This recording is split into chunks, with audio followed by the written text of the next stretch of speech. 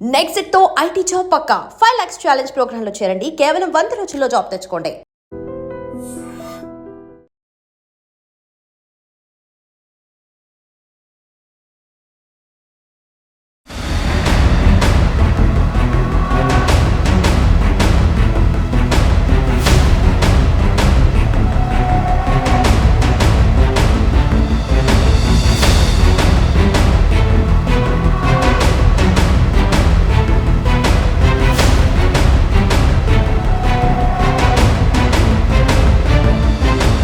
Welcome to I dream.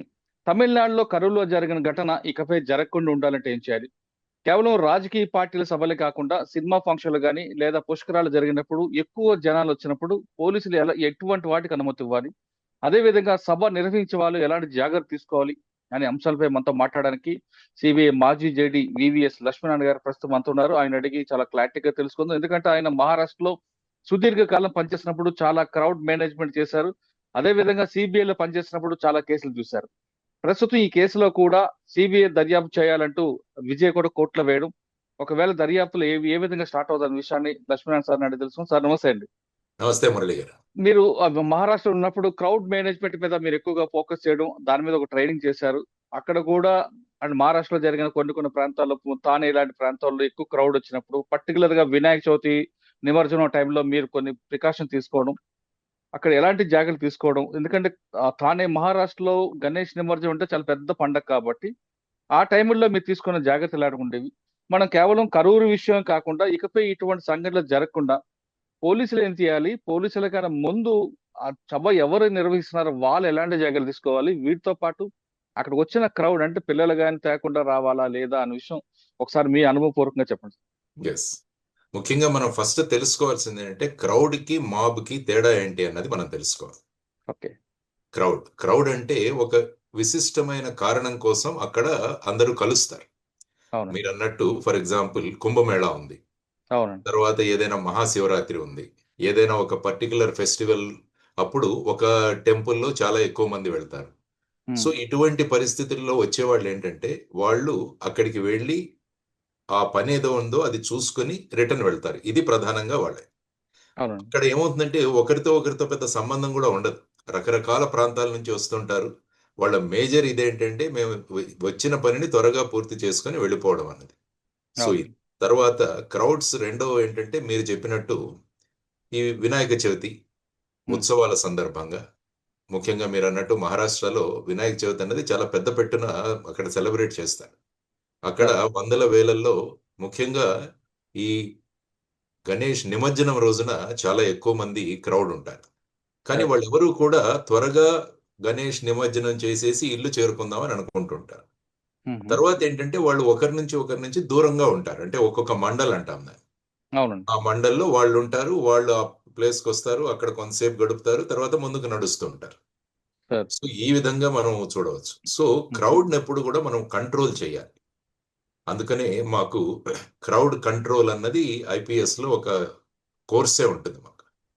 Crowd control even అన్ని పోలీసులో, even sub inspector నుంచి డిఎస్పీలు, తర్వాత మాకు కూడా క్రౌడ్ కంట్రోల్ అన్నది చాలా ముఖ్యమైన విషయం. ఇక మాబ్స్ గురించి వద్దాం. మాబ్స్ అంటే ఏంటంటే వాళ్ళు ఒక విశిష్టమైన కారణంతో, ఫర్ ఎగ్జాంపుల్ మీరు గవర్నమెంట్ కు వ్యతిరేకంగా ఈ విధంగా చర్యలు తీసుకుంటుంటారు, వాటిని మాబ్స్ అంటాం. ఫర్ ఎగ్జాంపుల్ మొన్న మీరు నేపాల్లో చూశారు. నేపాల్లో అక్కడ ప్రభుత్వం తీసుకున్న చర్యలకు నిరసనగా వారందరూ కూడా రాళ్లతో వీళ్లతో వచ్చి దాన్ని క్రౌడ్ అన్నారు, దాన్ని మాబ్ అంటారు. సో దాన్ని మనము మాబ్ గా గుర్తించాలి. అంటే వైలెన్స్ కోసం వచ్చేవాళ్ళు మాబ్, వైలెన్స్ కి వచ్చేవాళ్ళు మాబ్. అందుకనే క్రౌడ్ కంట్రోల్, మాబ్ డిస్పర్సల్ అంటాం.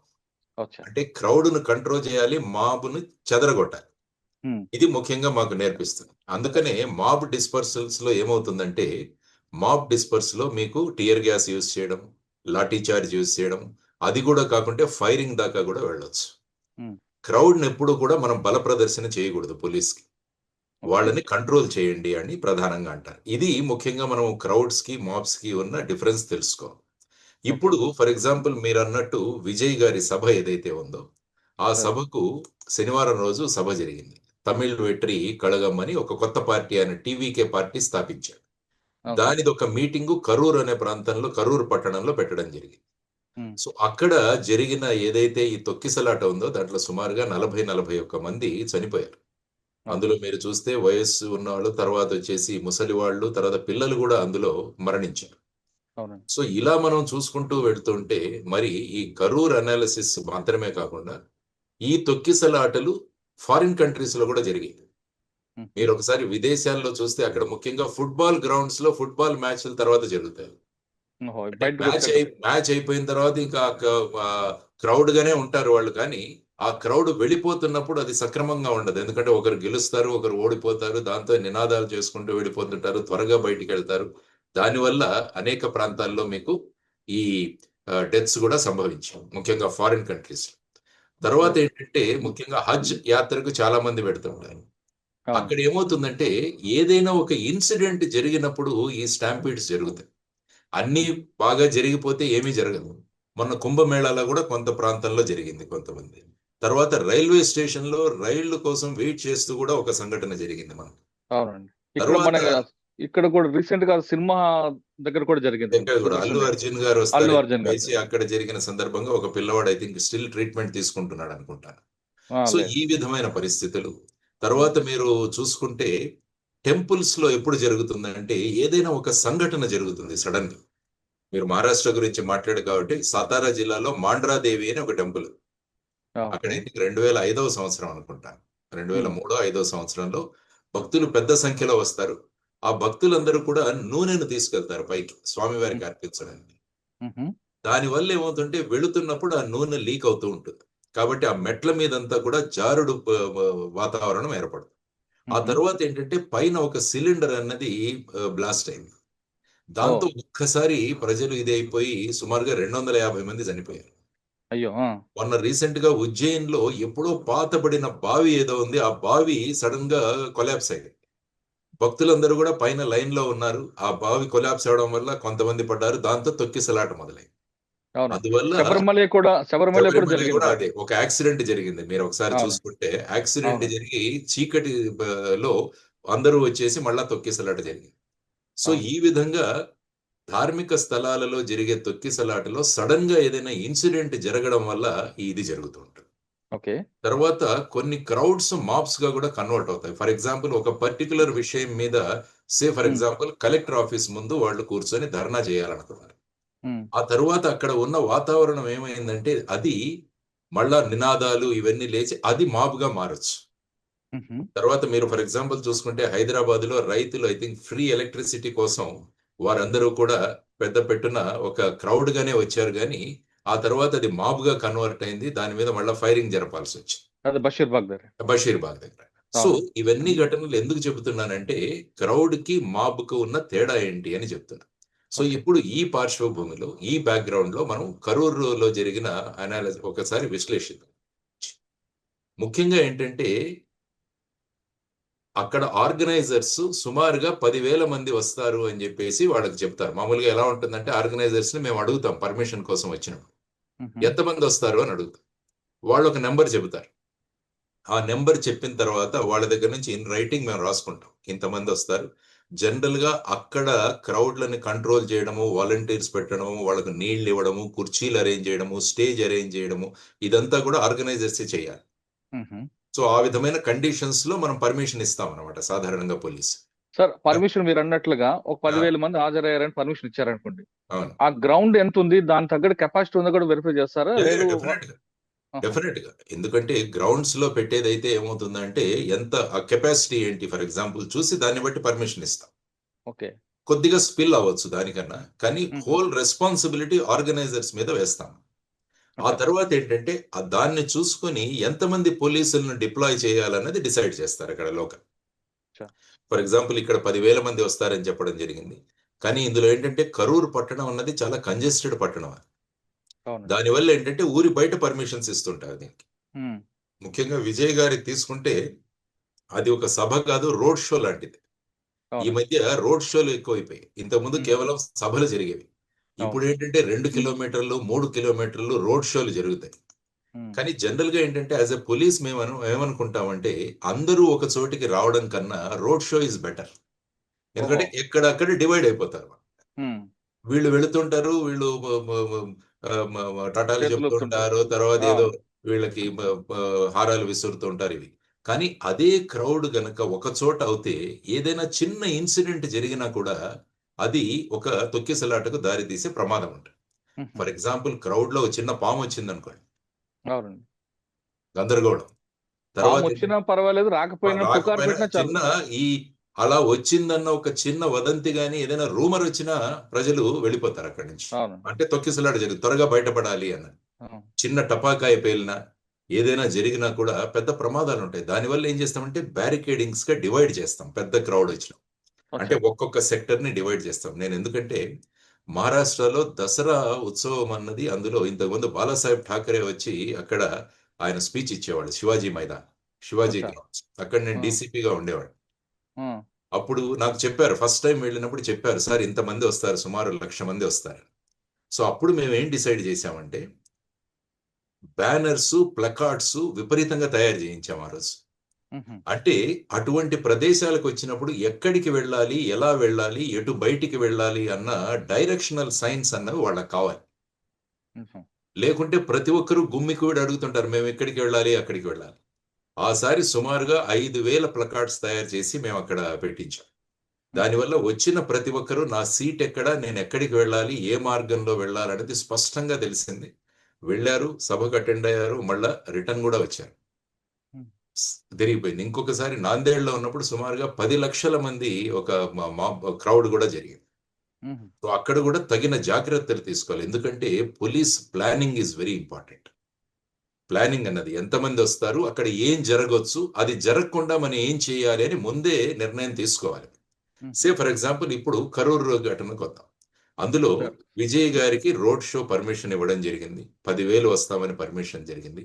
ఆయన ఐ థింక్ సుమారుగా మార్నింగ్ 11కో 12కో ఆయన రావాలనుకుంటాను అక్కడ. కానీ ఆయన వచ్చేసరికి సాయంత్రం 7 గంటలైంది.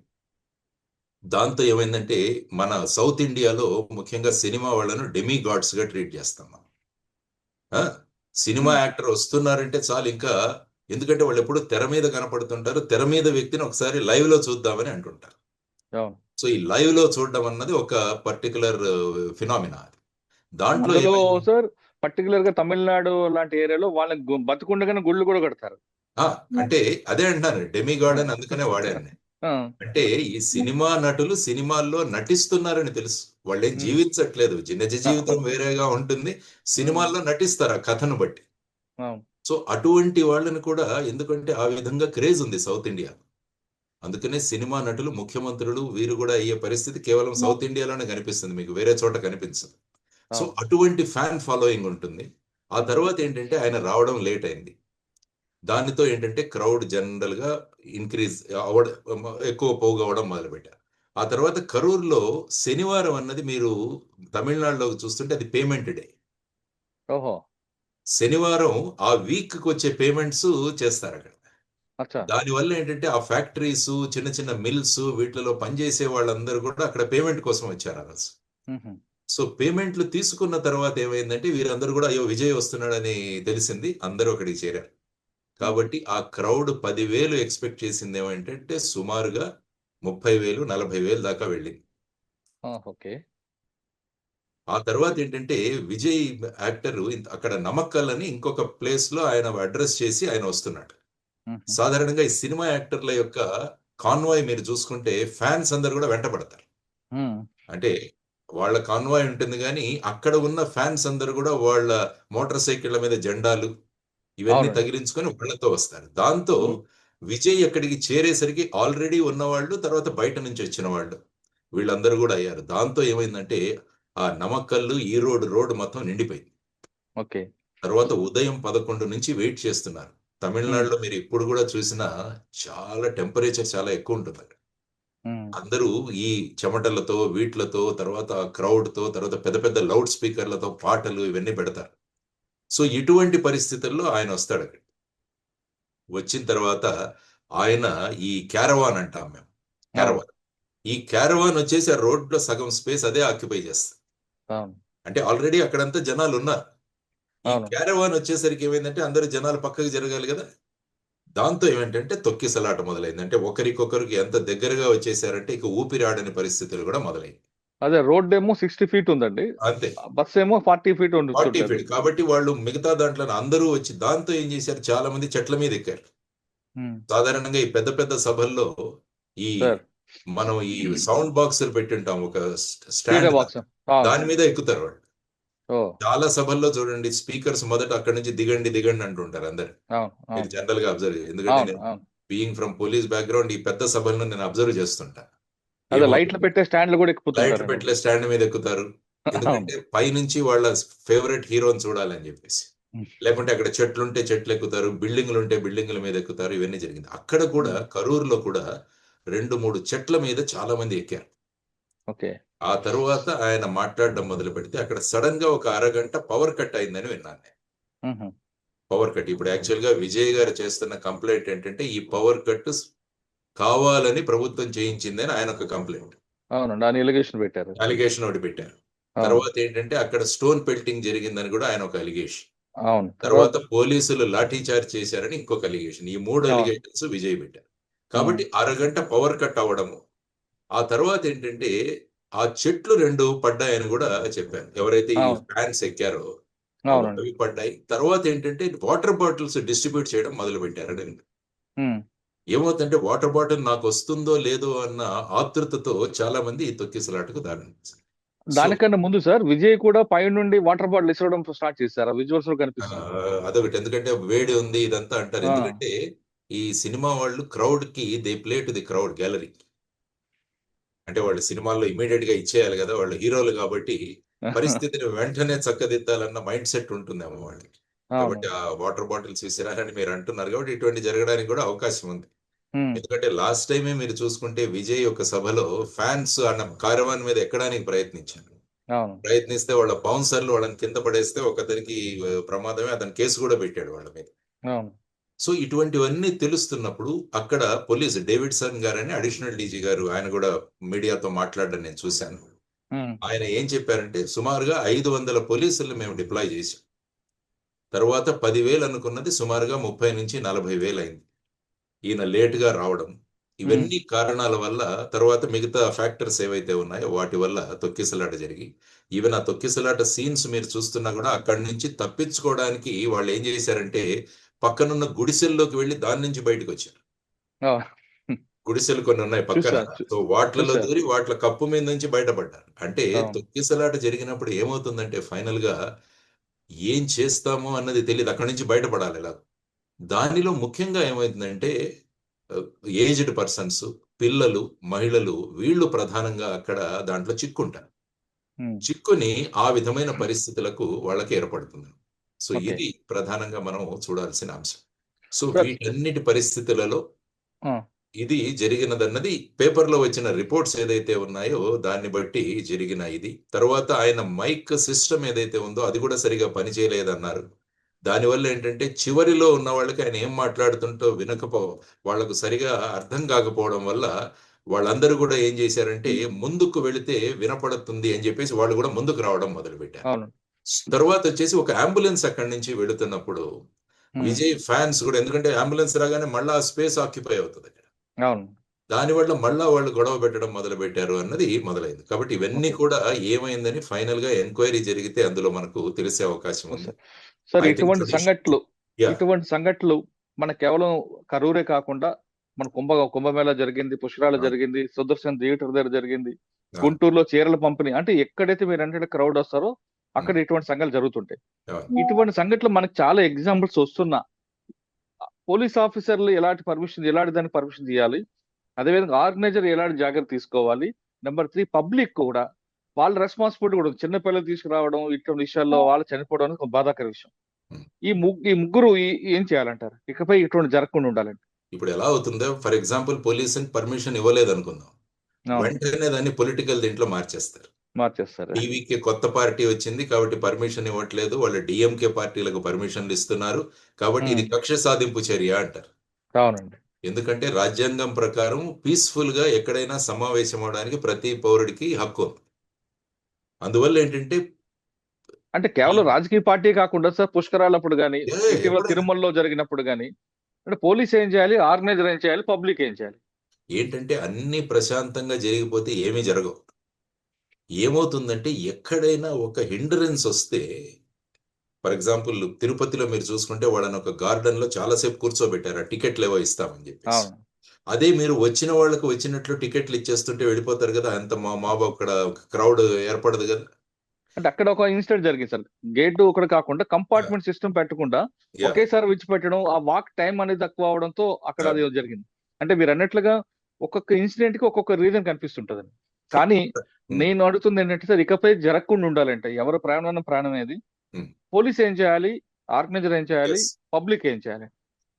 పోలీసులు ముఖ్యంగా ఏం చేయాలంటే అక్కడ ఏ విధమైన ప్రమాదం జరుగుతుందని ముందే అంచనా వేయాలి. రైట్, ఇది కరెక్ట్ సార్. ఇది ఏమవుతుంది అని అవును. ఇవన్నీ కూడా అంచనా వేసుకోవచ్చు. ఎందుకంటే మనకు అనేక సంవత్సరాల అనుభవం ఉంది కాబట్టి, ఇంతకు ముందు జరిగిన ఇన్సిడెంట్స్ ఇవన్నీ తీసుకొని ఏం చేయాలంటే ఇవన్నీ కూడా ఈ హోంవర్క్ అన్నది జరగాలి. రొటీన్ గా ఇచ్చేసామనుకోండి, అప్పుడు పెద్దగా ఇక్కడ 500 మందిని పంపించేసేయండి అంటాడు. 500 మంది పంపించిన తర్వాత వాళ్ళు ఏం చేయాలి? తరువాత ఆర్గనైజర్స్ మీద ఎంత రెస్పాన్సిబిలిటీ ఉంటుందంటే, పోలీసులు ఇచ్చిన ఇన్స్ట్రక్షన్స్ ఏవైతే ఉన్నాయో వాటిని వాళ్ళు ఫాలో అవ్వాలి. ఓకే. ఫర్ ఎగ్జాంపుల్ మీరు బ్యారికేడ్స్ పెట్టండి, లేకుంటే వాటర్ సప్లై ఇక్కడ పెట్టండి, లేకుంటే మైక్ సిస్టమ్ ఇలా పెట్టండి. ఒక్కొక్కసారి ఏమవుతుందంటే పవర్ ఫెయిల్యూర్ వల్ల కూడా ఇది జరుగుతుంది కాబట్టి జనరేటర్ సిస్టమ్ ఒకటి పెట్టండి. ఇవన్నీ కూడా ఇన్స్ట్రక్షన్స్ లో ఉంటాయి. అందువల్ల ఆర్గనైజర్స్ ఏంటంటే ఫైనల్ గా వాళ్ళ చేతులు ఎత్తేస్తారు, ఇంకా మేమేమి ఇంత క్రౌడ్ వచ్చింది మేమేం కంట్రోల్ చేయలేము. అందుకని ఇప్పుడు ఏమైంది, ఫైనల్ గా కేసు వచ్చేసి ఆర్గనైజర్స్ మీదే బుక్ అయింది అక్కడ. అవునండి. ఎందుకంటే ఆర్గనైజర్ ఒక నిర్లక్ష్యత వల్ల ఇది జరిగింది అని చెప్పేసి. తర్వాత మీరు అన్నట్టు ప్రజలు ఏం చేయాలి అని చెప్పాను కదా. ప్రజలు రాజకీయ నాయకుల పార్టీలు ఏవైనా ప్రోగ్రాంలు ఏవైనా ఉంటే వాళ్ళని తరలిస్తారు బస్సుల్లోను ట్రక్కుల్లోను డబ్బులు ఇచ్చి. ఎందుకంటే వీళ్ళ మొహాలు చూడడానికి మళ్ళా వీళ్ళకి డబ్బులు ఇస్తే తప్ప రారు, ఎందుకంటే ఇవి చూసిన మొహాలే కాబట్టి. కాబట్టి కొత్త మొహం ఏదైనా వస్తుంది, అది కూడా ఫిలిం బ్యాక్గ్రౌండ్ తో ఉన్న వ్యక్తి అనేసరికి ఏమవుతుందంటే పోలీసులకు ఈ యాంటెన్నా వెలగాలి. అంటే అక్కడ ప్రజలు డబ్బులు ఇచ్చి తీసుకురావాల్సిన అవసరమే ఉండదు వాళ్ళకి. అందుకని చాలా ప్రోగ్రాంలో ఈ సినిమా వాళ్ళని కూడా ఇన్వైట్ చేస్తుంటారు, అంటే వాళ్ళ కోసం వస్తారని చెప్పేసి. సో అది అంచనా వేసుకుంటూ మనం ఎంతమంది రావచ్చు సుమారుగా అన్నది కూడా అంచనా వేయాలి. దీన్నే ఇంటెలిజెన్స్ అంటారు. క్రౌడ్ ఇంటెలిజెన్స్ కూడా పోలీసులు ముందే పికప్ చేసుకోవాలి. కానీ పబ్లిక్ ఏంటంటే వాళ్ళని నియంత్రించడం కూడా చాలా కష్టం. ఫర్ ఎగ్జాంపుల్ శనివారం ఈ పర్మిషన్ అడిగారు కాబట్టి శనివారం పేమెంట్స్ డే ఉంటుంది కాబట్టి క్రౌడ్ ఎక్కువగా వచ్చే అవకాశం ఉందని పోలీస్ డినై చేయొచ్చు. మీరు శనివారం కాదు ఇంకొక రోజు పెట్టుకోండి. ఎందుకంటే మామూలు రోజు పెడితే ఏముందంటే ప్రతి ఒక్కరు వాళ్ళ ఈ ఫ్యాక్టరీస్ లో వీటిలో బిజీగా ఉంటారు. ఇది పేమెంట్ డే హాలిడే అవడం వల్ల అందరూ అక్కడికి వచ్చారు. ఇవన్నీ కూడా ఏంటంటే ముందు మనము అనలైజ్ చేసుకోవాలి. తర్వాత ప్రజలు కూడా జాగ్రత్త వహిస్తారు, ఎందుకంటే ఇన్ని సంఘటనలు జరుగుతున్నాయి కదా మనం. కానీ ఎలా ఉంటుందంటే హ్యూమన్ సైకాలజీ ఎలా ఉంటుందంటే మనకు తప్ప మిగతా వాళ్ళకు జరుగుతుంది అన్నది హ్యూమన్ సైకాలజీ. అందుకనే మీరు యక్ష ప్రశ్నల్లో చూసుకున్నా కూడా యక్షుడు అడుగుతాడు ధర్మరాజు, నీకు అతి ఆశ్చర్యం కలిగించే విషయం ఏంటంటే మనిషికి తెలుసు తను చనిపోతాడని, కానీ తను కాదు పక్కవాడే చనిపోతాడని అనుకుంటాడని అంటే. సో ఇది జనరల్ గా హ్యూమన్ సైకాలజీ. సో ఇది అవ్వదు అన్న కాన్సెప్ట్ తో వస్తారు. తర్వాత ఈ ఫిలిం వాళ్ళు ఉన్నారు కాబట్టి వాళ్ళని చూడాలన్న ఒక తపనతో వస్తారు. సో ఈ ఫ్యాక్టర్స్ అన్ని అనలైజ్ చేసుకొని హోంవర్క్ బాగా జరగాలి, పోలీస్ హోంవర్క్ బాగా జరగాలి. తర్వాత స్ట్రిక్ట్ గా నిర్ణయం తీసుకోవాలి. ఫర్ ఎగ్జాంపుల్ మీరు రూలింగ్ పార్టీకి అక్కడే పర్మిషన్ ఇచ్చి అపోజిషన్ పార్టీలకు అక్కడ ఇవ్వకుంటే ఏమవుతుందంటే మళ్ళీ ఇటు lead to political controversy. So already మేము ఏం చేసేవాళ్ళం అంటే మహారాష్ట్రలో కొన్ని ప్లేసెస్ ను ఆల్రెడీ ఐడెంటిఫై చేసేవాళ్ళం. ఇక్కడ మాత్రమే ఇస్తాం పర్మిషన్, మిగతా చోట్ల ఇవ్వం.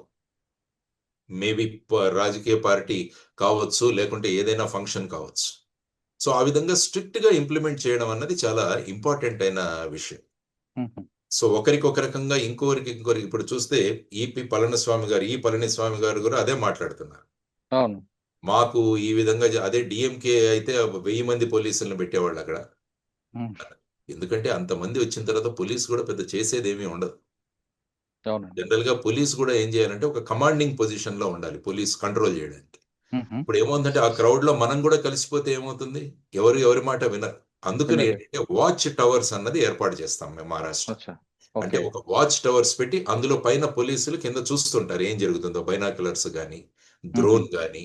తర్వాత చిన్న కమాండ్ సెంటర్ ఒకటి ఏర్పాటు చేస్తాం. అంటే క్రౌడ్‌ని స్టడీ చేయడానికి. ఎక్కడైనా డిస్టర్బెన్స్ జరుగుతోందా? ఎవరైనా యాంటీ సోషల్ ఎలిమెంట్స్, ఎందుకంటే యాంటీ సోషల్ ఎలిమెంట్స్ కూడా ఇందులో పోతాయి. వాడు చైన్ స్నాచింగ్‌లు, పిక్ పాకెటింగ్స్ ఇవి కూడా అవును. చాలా మంది వాళ్ళు దూరుతారు అందులో. సో ఇవన్నీ కూడా మనం క్యాటర్ చేసుకొని ఆ పర్మిషన్స్ అన్నది ఇవ్వాల్సిన అవసరం అంట. కాబట్టి ఇది ఓకే. చాలా దురదృష్టకరమైన సంఘటన ఏదైతే జరిగిందో. ప్రతి స్టాంపీడు అలాంటి సంఘటనే. ఎందుకంటే వాళ్ళకి ఏ విధమైన ఇంటెన్షన్ లేని వాళ్ళు జస్ట్ పార్టిసిపేట్ చేద్దామన్న వచ్చిన వాళ్ళు ప్రాణాలు పోవడం అంటే అది చాలా సీరియస్‌గా మనం అంతా తీసుకోవాలి. సో ఇది పోలీసుల ప్లానింగ్, తర్వాత organisers responsibility and public role అని నేను అనుకుంటాను మురళి గారు. ఓకే. సార్, కరూర్‌లో జరిగిన ఘటనపై ఇందాక విజయ్ చెప్తున్నట్లుగా హ్మ్. ఇందులో కాన్స్పిరసీ ఉంది. పోలీసే కావాలని చేశారు అని కోర్టులో పిటిషన్ ఏశారు. అవును. ఒకవేళ మదురై కోర్టు సీబీఐకి గాని ఇస్తే సీబీఐ ఏ విధంగా వస్తుంది? కాన్స్పిరసీ దీంట్లో వస్తారా? లేదా యాక్సిడెంట్ దీంట్లో ఆ కోణంలో చూస్తారా? జనరల్‌గా ఏమవుతుందంటే ఐ థింక్ స్టాలిన్ గారు ఆల్రెడీ ఒక జ్యుడిషియల్ ఎంక్వైరీ జరిపించాలని నిర్ణయం తీసుకున్నారని నేను విన్నాను. Retired judge. రిటైర్డ్ జడ్జితో చేయించాలని చెప్పి విన్నాను. అవును. కాబట్టి అవును. ఆల్రెడీ ఒక రిటైర్డ్ జడ్జితో చేయిస్తున్నారు కాబట్టి మదురై హైకోర్టు ఈ పిటిషన్‌ని ఎంతవరకు తీసుకుంటున్నదన్నది I have my own doubts. Okay. రేపు సార్. ఫర్ ఎగ్జాంపుల్ సిబిఐకి ఇన్వెస్టిగేట్ చేయమన్నా కూడా సిబిఐ ఈ కంప్లైంట్‌ని యాజ్ ఇట్ ఈజ్ ఎఫ్ఐఆర్‌గా కన్వర్ట్ చేస్తుంది. ఓహో! ఎఫ్ఐఆర్‌లో ఉన్నవి నిజమా లేదా అన్నది తరువాత విషయం. హ్మ్. ఎఫ్ఐఆర్ వచ్చిన తర్వాత అందులో అసత్యాలున్నా కూడా రిజిస్టర్ చేయాల్సిన బాధ్యత పోలీసుది. అచ్చా. ఇదే లలిత కుమారి వర్సెస్ స్టేట్ ఆఫ్ యూపీలో సుప్రీం కోర్ట్ చెప్పిన నిర్ణయం. ఆహా! అది నిజమా కాదా అన్నది తర్వాత ఇన్వెస్టిగేషన్‌లో తేల్చాలి. కానీ ఎఫ్ఐఆర్‌లో కాగ్నిజబుల్ అఫెన్స్ గురించి మీకు కంప్లెయింట్ వస్తే you have to register. There is no other go for you. అచ్చా. సో ఇప్పుడు విజయ్ గారి కంప్లెయింట్ మీద గనక సిబిఐకి ఆర్డర్ చేస్తే విజయ్ గారి కంప్లెయింటే ఎఫ్ఐఆర్ అవుతుంది. ఓహ్! ఆ తర్వాత అంటే ఇన్వెస్టిగేషన్ జరుగుతుంది. అంటే కాన్స్పిరసీ థియరీ మీరేదైతే అన్నారో అదే. దాని మీద ఇన్వెస్టిగేషన్ జరుగుతుంది. ఓకే. సో అది సార్, ఇంకో యాహ్! ఫైనల్ క్వెషన్ అండి. హ్మ్. ఇదే విధంగా సుదర్శన్ థియేటర్ దగ్గర ఇష్యూ జరిగినప్పుడు అల్లు అర్జున్ మీద A1 గా పెట్టి కేసు రిజిస్టర్ చేశారు, అరెస్ట్ చేశారు. అవును. ఇప్పుడు ఇక్కడ ఆర్గనైజర్ పెట్టారు. కానీ ఆర్గనైజర్ వచ్చింది ఎవరి ద్వారా వచ్చారంటే ఇవాళ విజయ్ ద్వారా వచ్చారు కాబట్టి ఇందులో కూడా విజయ్‌ని పెడతారా? లేదు పొలిటికల్ గేమ్ ఏమైనా ఆడే అవకాశం ఉందంటారా? అంటే ఇప్పుడేంటంటే విజయ్‌ని అరెస్ట్ చేయాలని జెప్పేసి మొత్తం కరూర్ నగరంలో మొత్తం పోస్టర్‌లు ఈరోజు పెట్టారని జెప్పి నేను విన్నాను. అవునండి. మా అబ్బాయి తమిళనాడులో పనిచేస్తాడు కాబట్టి నేను అక్కడి నుంచి విషయాలు తెలుసుకుంటుంటా. ఆ! సో పోస్టర్‌లన్నీ వచ్చాయి. అవును. ఎందుకంటే ఇదేమవుతుందంటే ఎవరికీ ఇంటెన్షన్ లేదు ఈ విధంగా చేయాలని. అవును. So it is a rash and negligent act. 304A ఒకప్పుడు. 304A ఒకప్పుడు. ఇప్పుడు ఇప్పుడు బిఎన్ఎస్‌లో మారింది. 105 ఏదో ఎన్నట్లుందండి. 105 అయింది. తర్వాత ఆ! ఏంటంటే ఇంకోటి culpable homicide not amounting to murder అని ఇంకోటుంది. అవును. 304. 304. అంటే ఏంటంటే ఇటువంటి పరిస్థితులు జరిగితే మనుషులు చనిపోతారని తెలిసినా కూడా వాళ్ళు చేశారు కాబట్టి వాళ్ళకు మర్డర్ చేయాలన్న అభిప్రాయం లేదు గానీ, ఇది జరిగిందని అటువంటి కేసులు కూడా పెట్టే అవకాశం ఉంది. ఓకే. సాధారణంగా కోర్టులు వాటిని యాక్సెప్ట్ చేయదు. హ్మ్. సో జనరల్‌గా ఇది ర్యాష్ అండ్ నెగ్లిజెంట్ యాక్ట్ కిందే వస్తుంది. హ్మ్. సో ఆ విధంగా కేసు పెట్టి చేసేదుంది. కాబట్టి విజయ్ పాత్ర ఏంటి అన్నది కూడా చూడాలండి. అచ్చా. అంటే ఇందులో ఇంటెన్షన్ ఏమీ ఉండదు. ఫర్ ఎగ్జాంపుల్ అవును. యాక్సిడెంట్ జరిగిందనుకోండి రోడ్డు మీద. హ్మ్. డ్రైవర్ కావాలని యాక్సిడెంట్ చేయాలనుకోడు కదా! అవునండి. జరిగిపోయింది. కాబట్టి ఇట్స్ ఎ అవును. Rash and negligent act.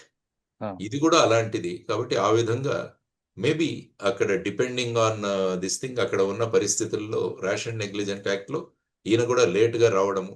ఇవన్నీ కూడా మీరన్నట్టు ఆ బాటిల్స్ విసరములు ఇవన్నీ కూడా విజువల్ ఎవిడెన్స్ ఏదైనా ప్రూవ్ అవుతే ఆయన మీద కూడా కేస్ ఎక్స్‌టెండ్ అయ్యే అవకాశం ఉంది. దేర్ ఈస్ ఎ హ్మ్. పాసిబిలిటీ. ఓకే. సార్, ఫైనల్‌గా చెప్పండి. ఇకపై జరగకుండాలంటే పోలీసు రోల్ ఒకటే ఉందంటారా? ఆర్గనైజర్ రోల్ కూడా ఉందంటారా? సమిష్టిగా పోలీసులు మరియు ఆర్గనైజర్స్ అన్నవి చేయాలి. అందువల్ల ఏం చేసేవాళ్ళంటే ఎలక్షన్ టైమ్‌లో మేము అందరి పొలిటికల్ పార్టీస్‌ని పిలిచి ఓన్లీ ఈ ప్రాంతాల్లో మాత్రమే మీరు మీటింగులు పెట్టాలని ముందే డిసైడ్ చేసేవాళ్ళం. ఓహో! ఆల్రెడీ వాళ్ళకి డైరెక్షన్స్ ఇష్యూ చేయేవాళ్ళం. ఆ హుహు. తరువాత ఏదైనా ప్లేస్‌లో పెట్టామంటే ఇంక్లూడింగ్ చీఫ్ మినిస్టర్ వచ్చినా కూడా we never used to give permissions. అంటే రూల్ ఆఫ్ లా అందరికి ఒకటే. అందరికీ ఒకటే వాడాలి మరి. ఆ! లేకుంటే అపోజిషన్ ఏమవుతుందంటే పార్టీ ఒకటి లేదు. లేదు. లేకుంటే ఏమవుతుందంటే మీకు వాళ్ళకి ఇచ్చారు గదా! అని చెప్పి నెక్స్ట్ టైమ్ పర్మిషన్ తీసుకోకుండానే అక్కడ పెట్టే అవకాశం ఉంది. మళ్ళా దాన్ని చూపిస్తారు. మీరు ఇంతకుముందు ఇచ్చారు గదా! అని.